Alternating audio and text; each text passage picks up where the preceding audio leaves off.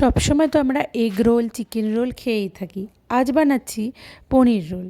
এর জন্য প্রথমে আমি 250 গ্রাম মতো ময়দা, তাতে 4 টেবিল চামচ মতো গুঁড়ো দুধ, প্রায় 4 চামচ মতো অ্যারারুট, বেকিং পাউডার, চিনি, নুন, রান্না করার সাদা তেল দিয়ে ভালো করে মেখে তাতে নর্মাল ঠান্ডা জল দিয়ে মেখে আমি প্রায় আধ ঘন্টার জন্য সরিয়ে রেখেছি।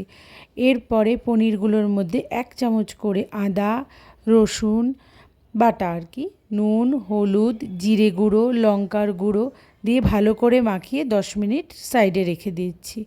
এরপর কড়াইতে তেল দিয়ে একদম ঝিরিঝিরি করে কাটা ক্যাপসিকাম আর পেঁয়াজগুলো সামান্য নুন দিয়ে হালকা ভাজা করে নেব। এখানে যতটা ক্যাপসিকাম পেঁয়াজ নিয়েছি তার 1/3% ফ্রাইং প্যানে রাখবো, বাকিটা সরিয়ে দিচ্ছি। ওই ভাজা পেঁয়াজের মধ্যে পনিরগুলো দিয়ে একটু জল দিয়ে ঢাকা দিয়ে ফুটতে দেব। ফুটে ভালো করে জলটা একদম শুকিয়ে গেলে পরে পুরো ড্রাই করে আমরা এই পনিরের অংশটাকে আলাদা করে রেখে দেব ভেতরে, মানে এগরোলের ভেতরের পুরটার জন্য, এবং যাতে কোনো রকম জল না গড়িয়ে পড়ে তার জন্য পুরোটাই ড্রাই করে আমি এখানে শুকিয়ে নিচ্ছি। পনিরটা এখানে ঝোলটা টানতে টানতে আমি কটা রুটি বেলে নিয়েছিলাম ওই ময়দা মাখাটা দিয়ে। আর ওই ময়দা মাখাটা দিয়ে রুটি যে ভাজবো তাতে কোনো আমি তেল দেব না, পুরো শুকনোভাবে ফ্রাইং প্যানে উল্টিয়ে পাল্টিয়ে নামিয়ে রাখবো।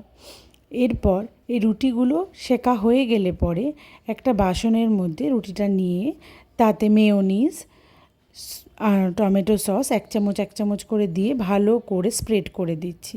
এরপর ওই পনিরের টুকরোগুলোকে সাজিয়ে তার উপরে ভেজে রাখা ক্যাপসিকাম পেঁয়াজ দিয়ে একটু চিজ গ্রেট করে দিয়ে আমি পরোটাটা মুখটা আটকে দিচ্ছি। একটু 2 সেকেন্ড 3 সেকেন্ড মতো চেপে ধরে রাখলেই পুরো রোলটা সিল হয়ে যায়।